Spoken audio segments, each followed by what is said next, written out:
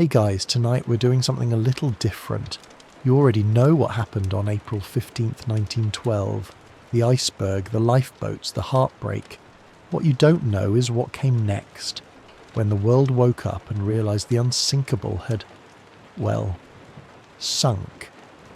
We're diving deep into the aftershock, the cover-ups, the quietly heroic, and the utterly bizarre. And I should be honest with you right up front, you probably won't survive this. Not emotionally anyway. It's messy. It's uncomfortable. It's not the neat ending they gave you in the movies. So, before you get comfortable, take a moment to like the video and subscribe, but only if you genuinely enjoy what I do here. No pressure. Also, I'd love to know where you're listening from and what time it is. Drop your city and local time in the comments. Let's see how far and wide this sleepy little time machine travels. Now, dim the lights. Maybe turn on a fan for that soft background hum. And let's ease into tonight's journey together.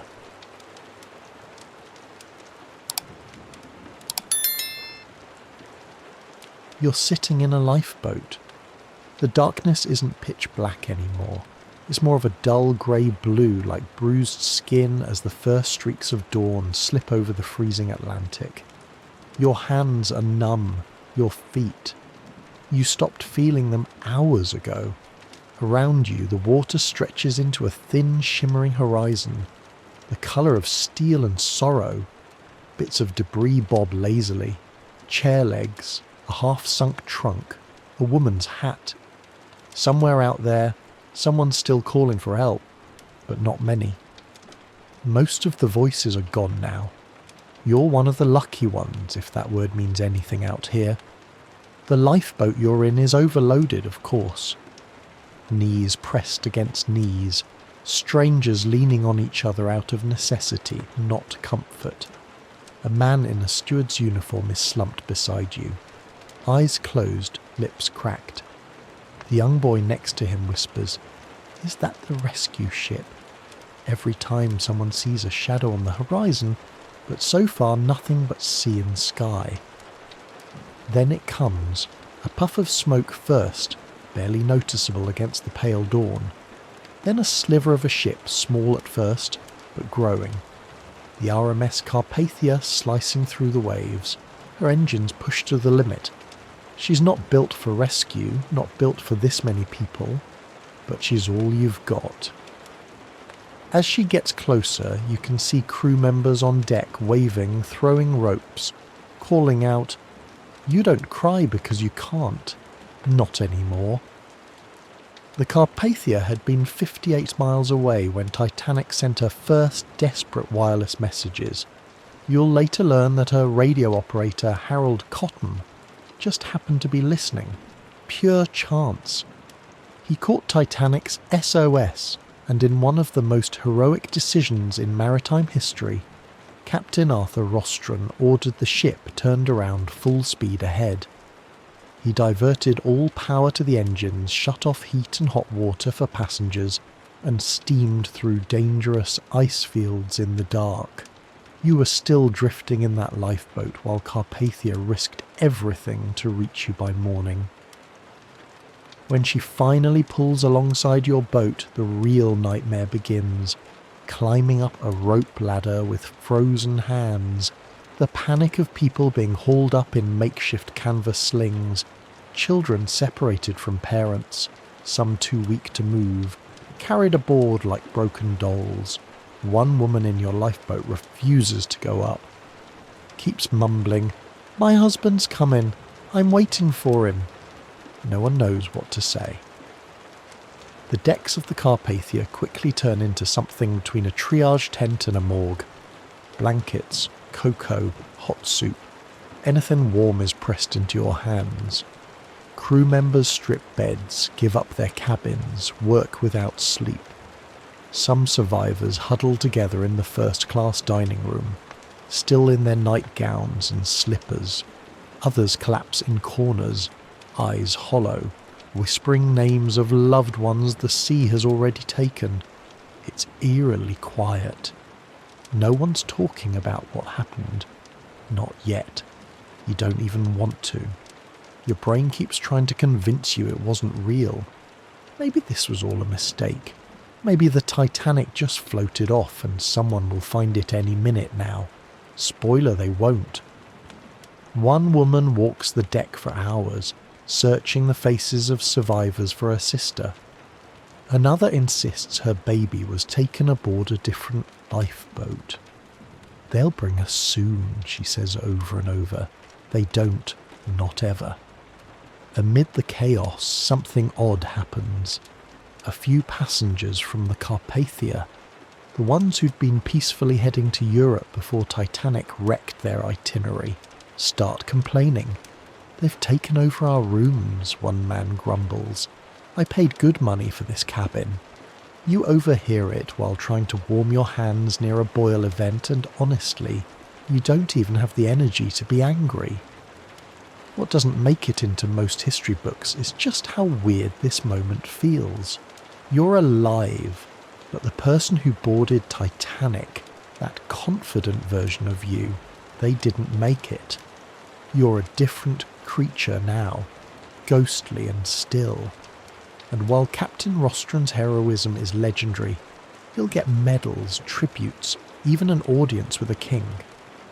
The Carpathia itself is just a temporary refuge, a liminal space, neither past nor future, just a floating purgatory stuffed with too many survivors and not nearly enough answers. And here's something quirky. As Carpathia continues picking up lifeboats, a rescue dog on board, a little terrier named Peggy, is credited by her handler with keeping spirits up.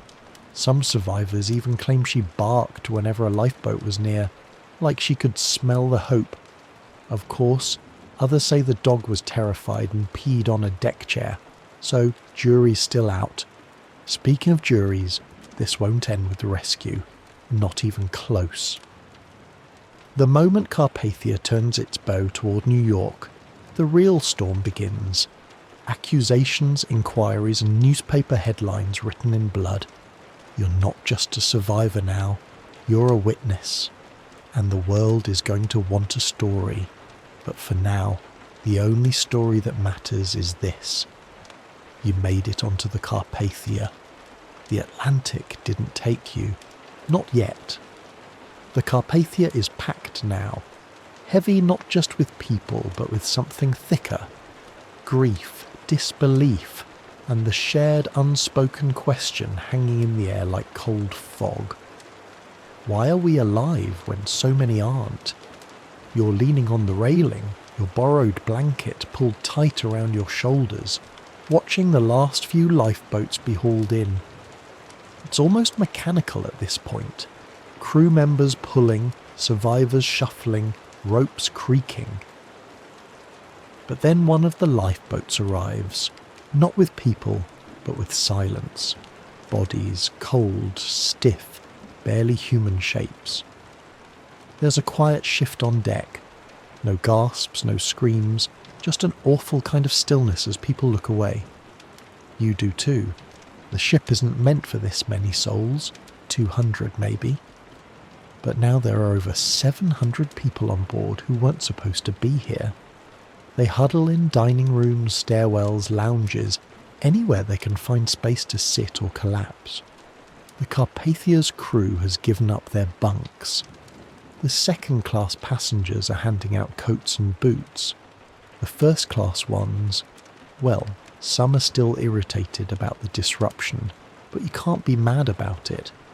Their world just got shaken too. Even if their diamond cufflinks are still shining, you move below deck. Everything feels warmer now, but not exactly safe. Survivors sit in little knots, whispering or not speaking at all. Some rock slowly, hug in their knees. Others just stare, unblinking. There's a young woman near you, barely 20, who keeps clutching her handbag like it holds her whole life. She hasn't said a word since she boarded. Another man, middle-aged, keeps muttering the same phrase. I told them we should have turned back. You don't ask. You don't want to know. Somewhere a wireless operator is still clicking out messages. He hasn't slept. His fingers are bandaged now, raw from relaying hours of urgent distress calls. Every few minutes he pauses, waiting for a reply. They're sparse. The world is just starting to wake up to the news and no one can believe it's real. Titanic. Titanic. Gone. You didn't see her go down. Not really. You were already rowing when she broke in two, but others did. You overhear stories now, whispered between bites of broth or over borrowed mugs of coffee. One woman says she saw the stern lift skyward with people clinging to the railings like flies. A fireman, his face like stone, describes the lights blinking out one by one. She screamed, he says. The ship, she screamed as she snapped. And you realise something awful. The ship itself was a character in this story, a villain, a victim, maybe both. Captain Rostron, who is now pacing somewhere on the bridge, has already sent the message. We are bringing survivors of Titanic disaster. Many require medical attention. He's calm, focused. If he's overwhelmed, he hides it well. You'll hear later how he organised lifeboats to be pulled up by priority. Injured first, women and children, then the rest. How he had hot soup ready before the first person even touched the deck. How he prayed with his crew before sunrise and ordered silence out of respect once the worst was clear. There's a fragile dignity to how this is handled considering the scale of the loss. No one is yelling. No one is blaming. Not yet. It's too soon for fury. Right now, it's all survival in the barest definition of the word. You live. That's it. That's your job now.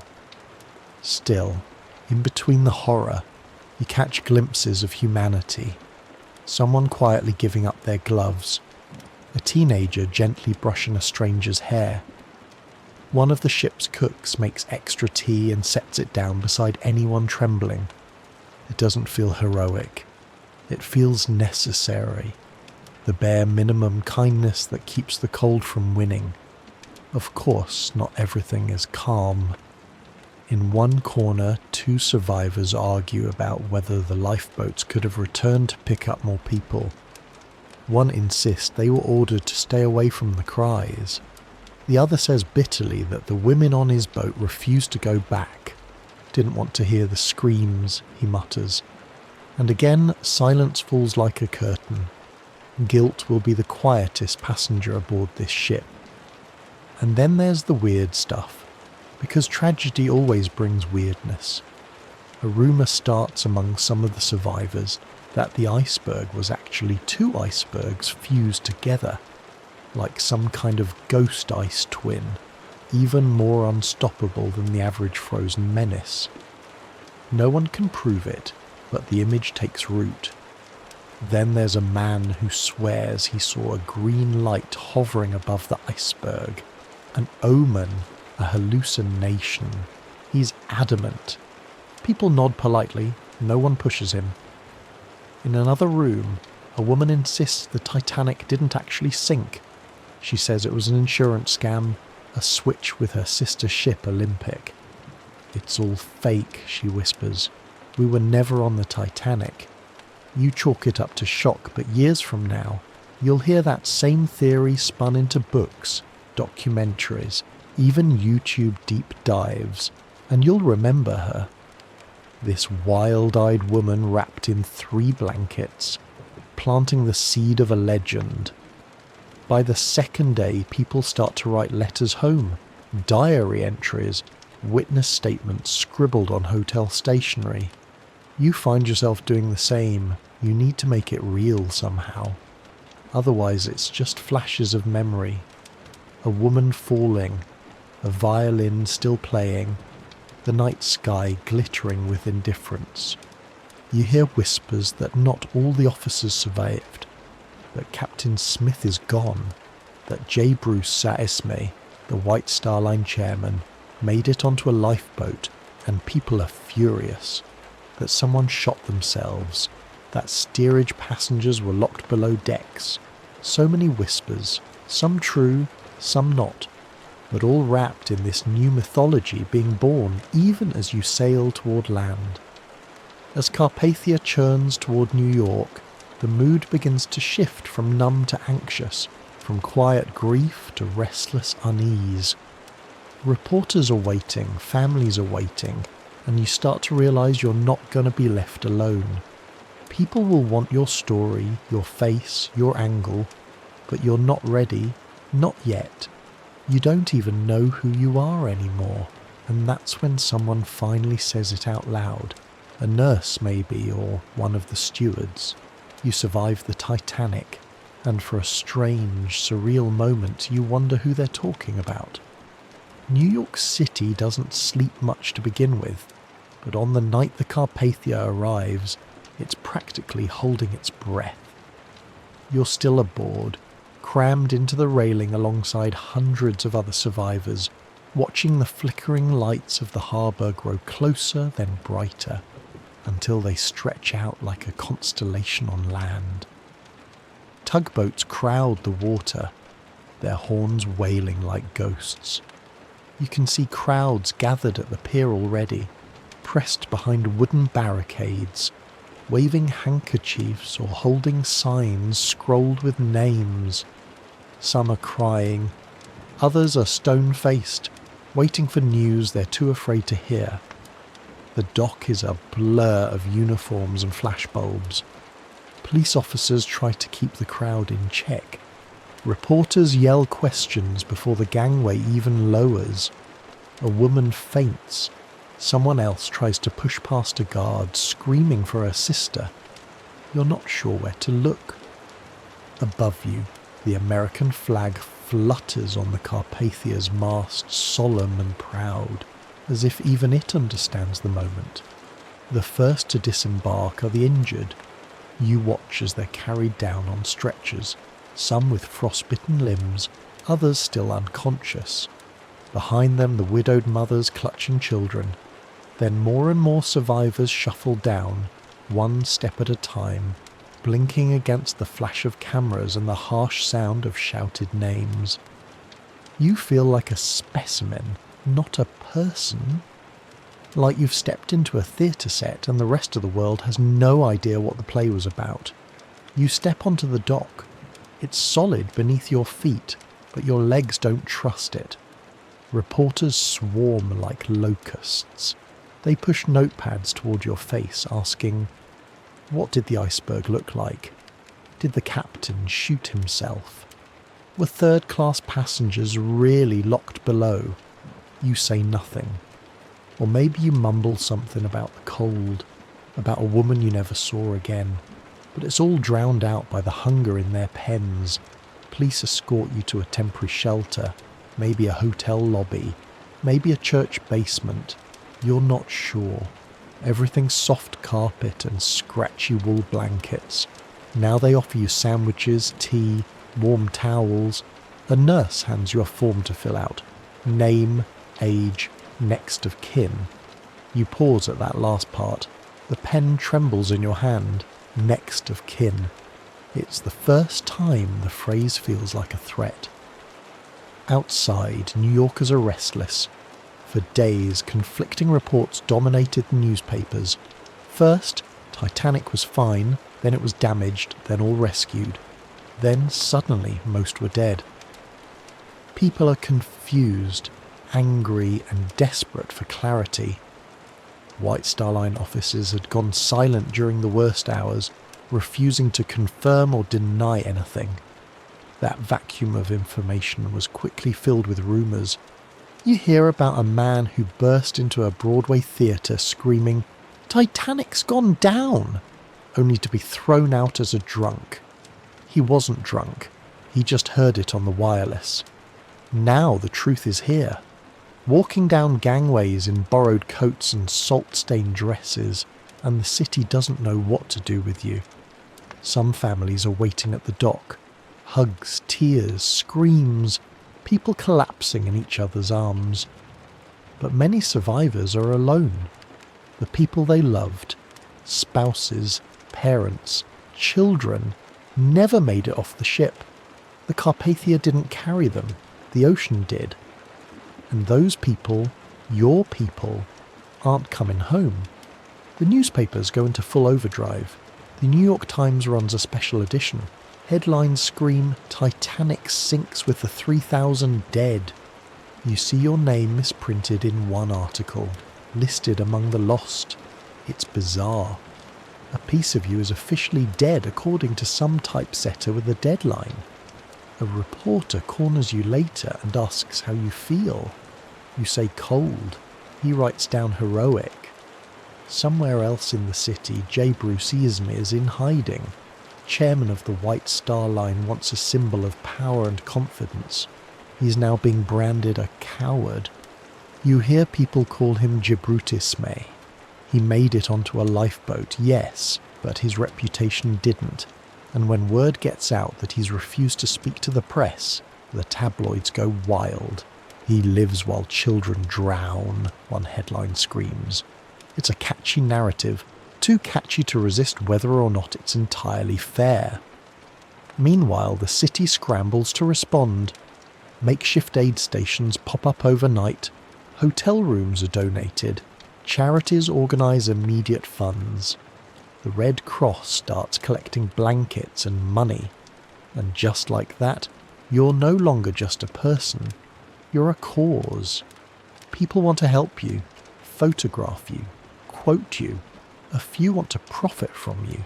You hear whispers of playwrights drafting Titanic scripts before the ink on the death toll is even dry. But it's not all noise and opportunism. There are letters waiting for survivors, hundreds of them. Strangers writing to offer condolences, homes, money. One woman opens a letter from a baker in Ohio who offers to pay her rent for a year. Another is handed a note that simply reads, "You're not alone. I lost my son too." You watch her read it 3 times and fold it into her sleeve. The night passes strangely. You sleep in spurts, waking to city sounds that feel too loud, too alive. The rattle of a trolley, a newsboy shouting headlines, a baby crying in a hallway. You wish you were still on the Carpathia. Weirdly enough, it was quieter there. You think you left a part of yourself in the North Atlantic, bobbing on a black sea with stars like knives in the sky. And maybe the weirdest thing of all, nobody really knows how to talk to you. They want to know everything, and yet they flinch when you start to tell them. People ask how cold the water was, then change the subject halfway through your answer. One man pats you on the back and says, "Well, God must have had a reason for saving you," and walks away before he can say anything. Some of the survivors, especially the wealthier ones, are already planning their return to England. You overhear them booking passage on ships. Yes, ships. Can you imagine? After all that, they're ready to step right back onto a deck and trust it won't split in half. You feel a cold sweat just thinking about the idea.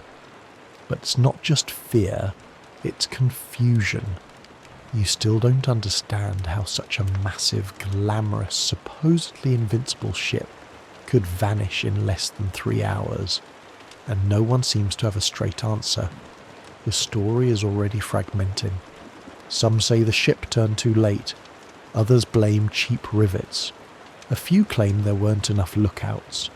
Then there's the iceberg itself, a floating wall of frozen death, now long gone, drifting silently into obscurity.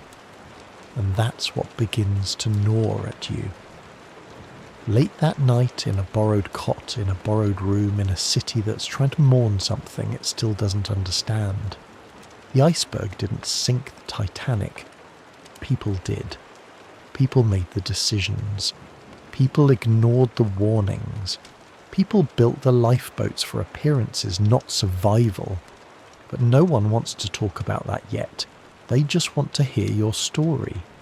And maybe, has just maybe, twist it into something they can live with. You wake up to the sound of footsteps, heels clicking, boots scuffing across tile, and the low murmur of conversations in too many languages. The sun's up, but you can't feel it.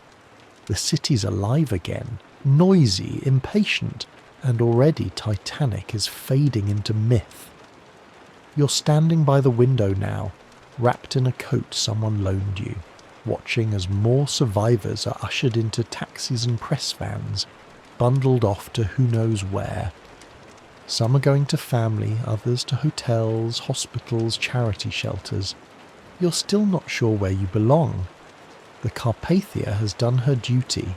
Her decks are empty now, wiped down and washed clean like the whole thing was a strange, salty fever dream. Captain Rostron refuses interviews. He said what he came to say and now just wants his ship back. You don't blame him. He'll get medals, sure, but also a lifetime of nightmares. You saw it in his face.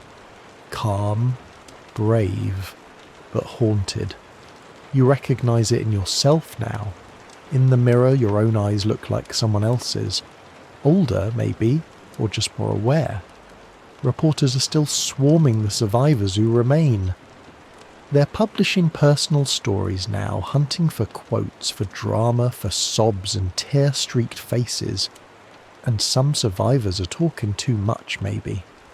One man claims he helped row a lifeboat the whole night with a broken arm. Another insists he saw the band playing Nearer, My God, to Thee until the very last moment. People love that one. The band playing as the ship sinks. What a perfect detail. Maybe too perfect. You start to realise something unsettling. This story is no longer yours. It's being rewritten by strangers. Already the Titanic is becoming more than what it was. Less a tragedy, more a symbol. People need it to mean something, to teach something. But you're still trying to remember what your last meal on board was. You think it was soup. Then you get called into a room. You and a dozen other survivors. A clean, well-dressed man hands out forms. These are from the White Star Line. They want information. Where you boarded, what class you were, what belongings you lost, if you're injured, if you're planning to sue. The form doesn't ask if you're emotionally wrecked, or if you wake up hearing screams. Just please itemize your personal effects. You stare at the blank space where it says value in dollars. You hesitate. How do you put a price on the photo you left on your nightstand? Lawyers are already circling. You overhear the word liability more times than you care to count. The legal machine is waking up sluggish and greedy. Soon there will be lawsuits, claims, settlements.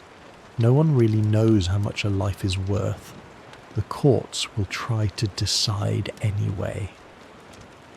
Outside, the city has started selling Titanic postcards. Street vendors carry them by the dozen.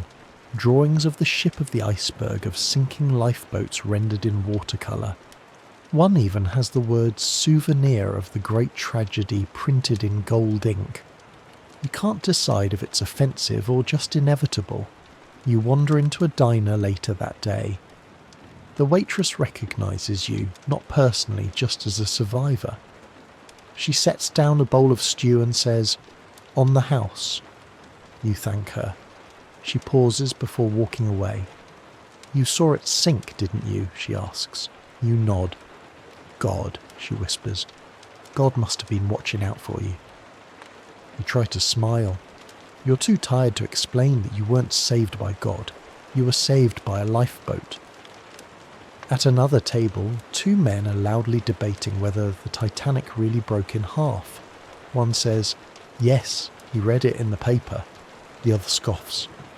"That's nonsense," he says. "Ships don't break in two like a matchstick." You quietly wipe your mouth, pay the tip someone else left for you, and walk out before they ask for your opinion. Back in your hotel room, there's a knock. A woman stands there, tall, thin, veiled.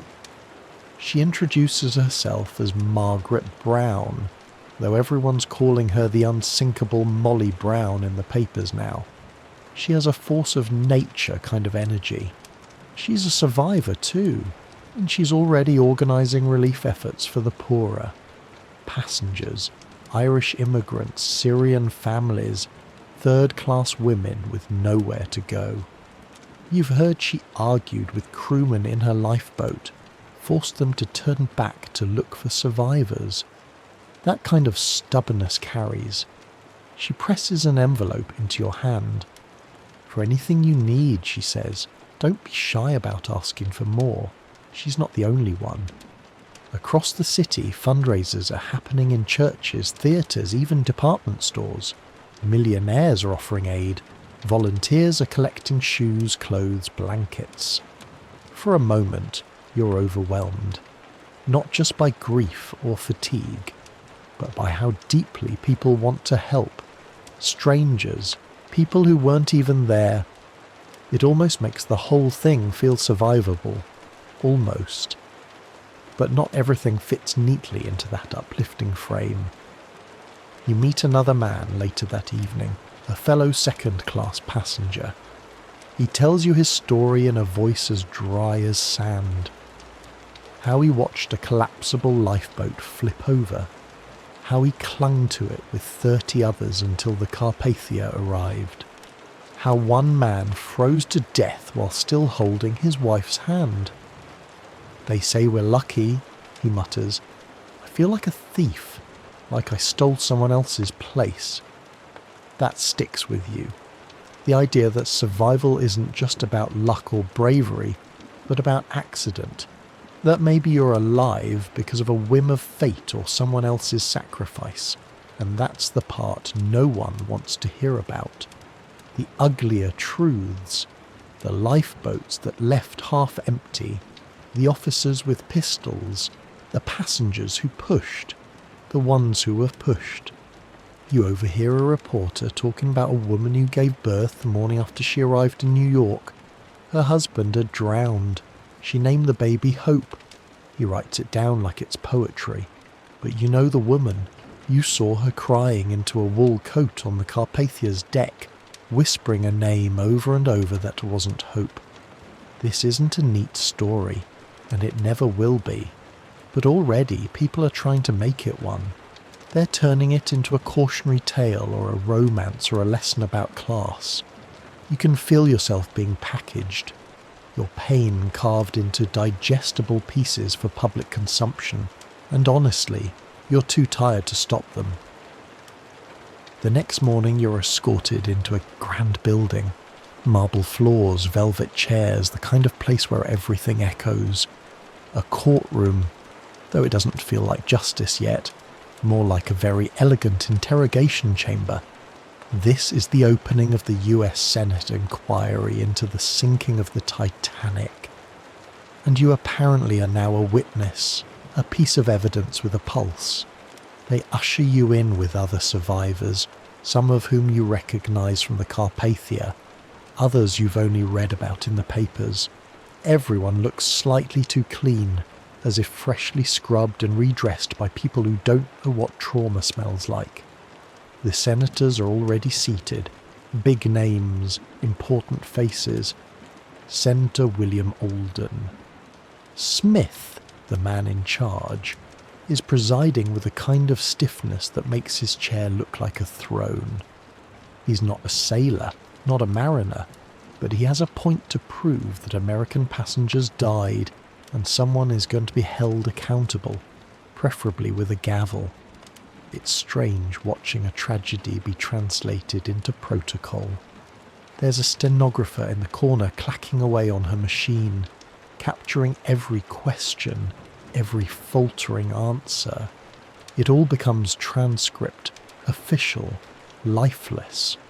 Your suffering is being itemised again. First up are the crew members. You watch a surviving officer take the stand. His uniform is pressed, but the man inside it is unravelling. He's asked how many lifeboats there were, how they were launched, whether passengers were separated by class, whether orders were given to prioritise women and children. His voice trembles, but not from nerves, from remembering, from knowing that every answer is a minefield. Then they call J. Bruce Ismay. The room shifts. Everyone leans forward just a little. The villain of the week has entered the chat. Ismay, the managing director of the White Star Line. The man who stepped into a lifeboat while so many others didn't. He's pale, thinner than he was in the newspaper sketches, his moustaches trembling ever so slightly. But he doesn't cry, not once. He sits down and answers the questions like a man dissecting his own ghost. They ask, did he encourage Captain Smith to increase speed? Did he know how many lifeboats were on board? Did he think he deserved a seat in that lifeboat? Ismay replies carefully, cautiously, always circling back to his official role. He says he didn't take anyone else's place, that no women or children were near when he boarded, that he helped others into boats first. Some believe him, some don't. One senator leans in and asks, would you not say, Mr. Ismay, that in a case such as this, the captain should be the last to leave, and the managing director should not leave at all? It lands like a slap. The room goes quiet. You feel it in your gut, the weight of blame hanging in the air like heavy fog. But it's not just about Ismay. They're asking everyone everything.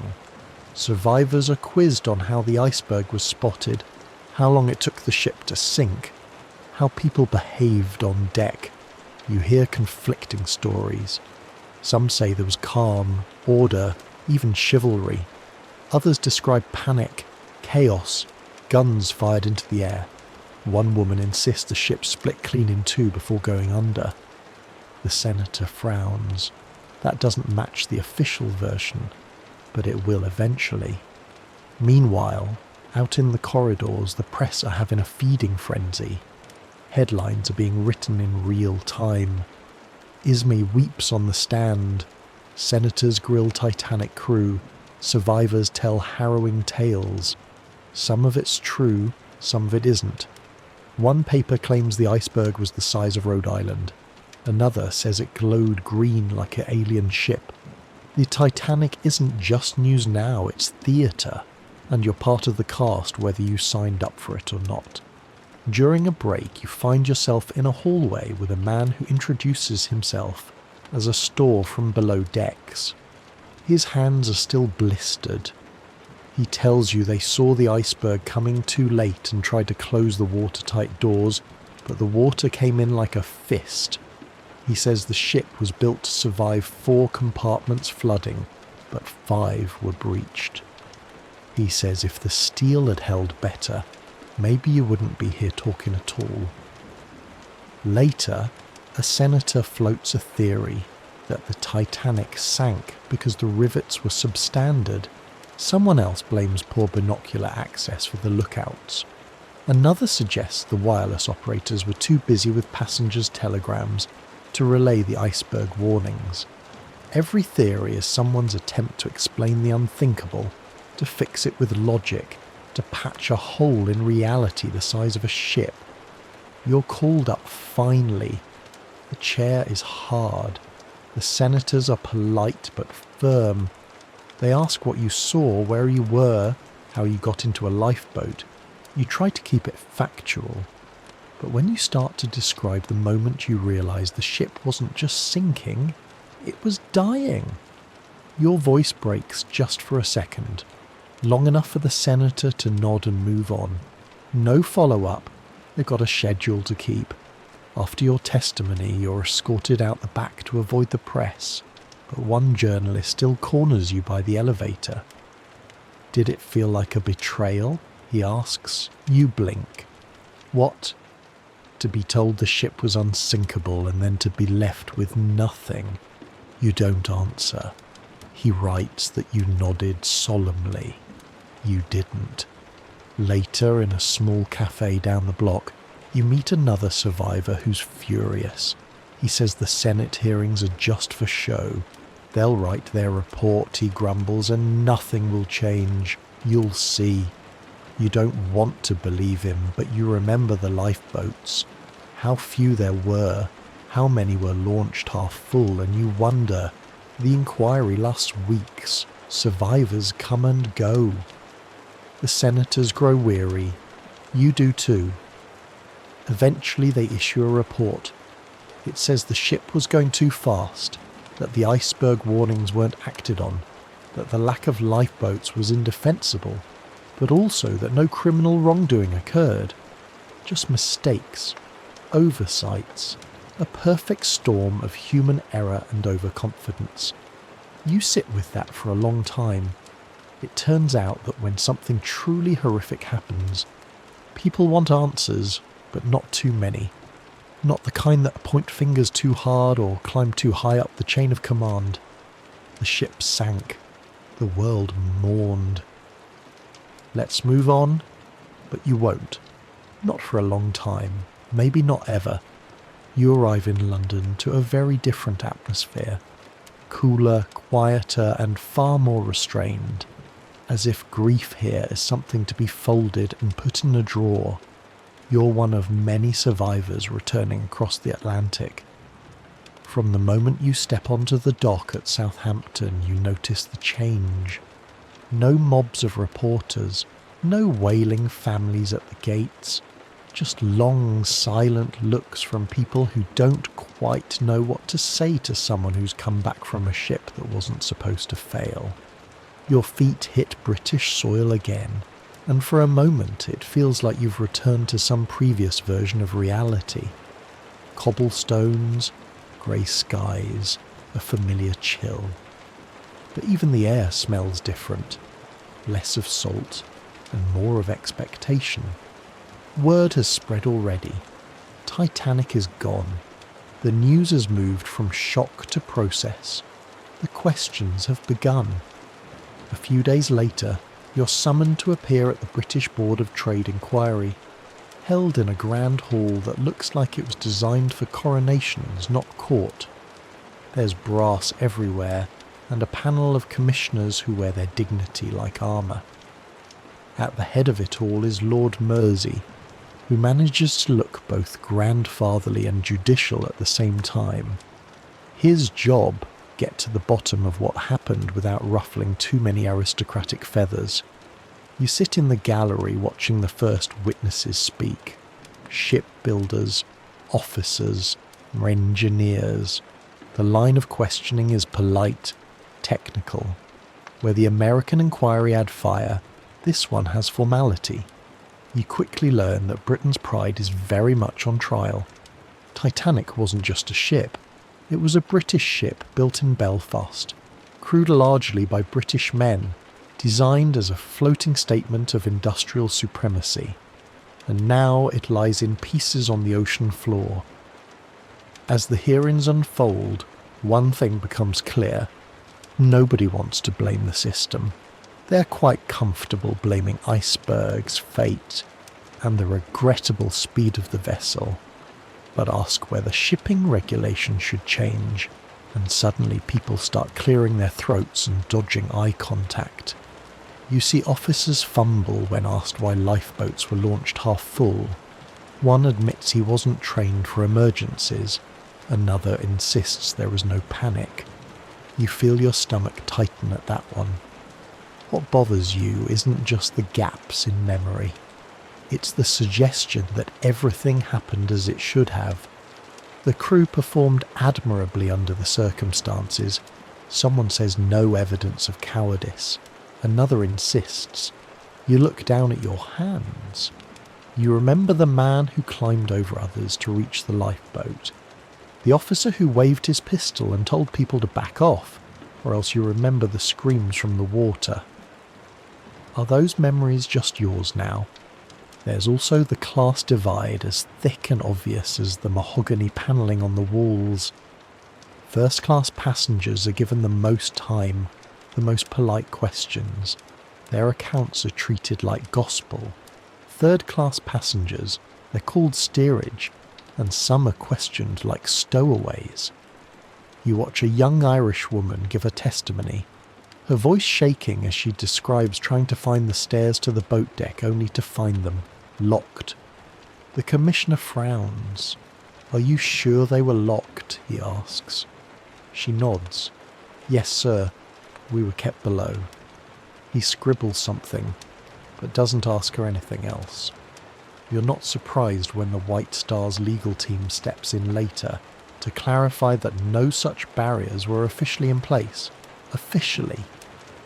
You sit there furious, wanting to say something, but you're not called again.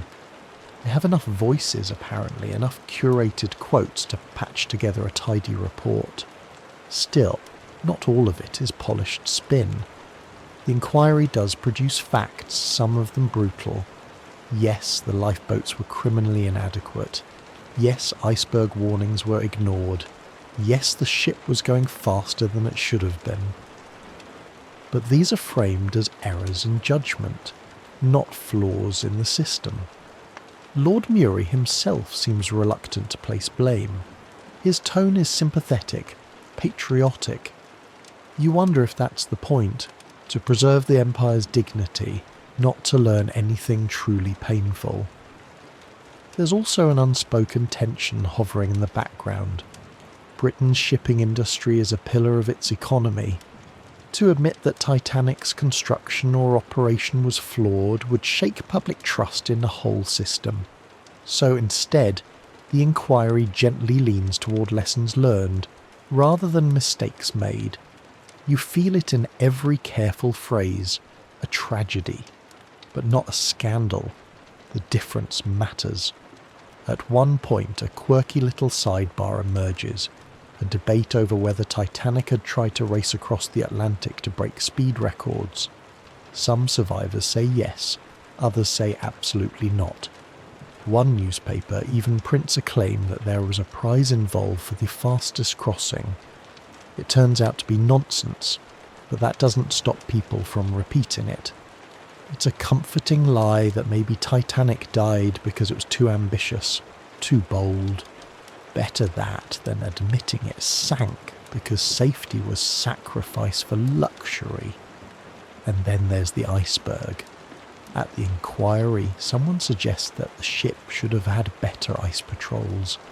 Another person wonders why the binoculars were locked up and inaccessible to the lookouts. This becomes a point of minor obsession.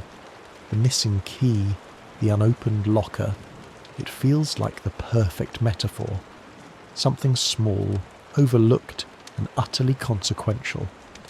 A single key lost in the shuffle, and now more than 1,500 people are dead. That kind of narrative writes itself. One day during the hearings, you find yourself sitting beside a surviving steward. He tells you about the moment the iceberg hit. The lurch, the sound, like a monstrous hand dragging fingernails across steel. He says it was like God scratched the ship open. You don't say anything, but the image follows you. When the final report comes out, it's everything you expected and nothing you wanted. The sinking is deemed the result of excessive speed in dangerous waters, compounded by the lack of lifeboats and failure to heed warnings. But no one is blamed outright. Captain Smith, conveniently dead, is praised as a brave man. Ismay's actions are described as regrettable, but not criminal. The Board of Trade, the very body conducting the inquiry, is cleared of wrongdoing. A neat little circle of accountability. Everyone's sorry, but no one's guilty. Still, changes do come slowly.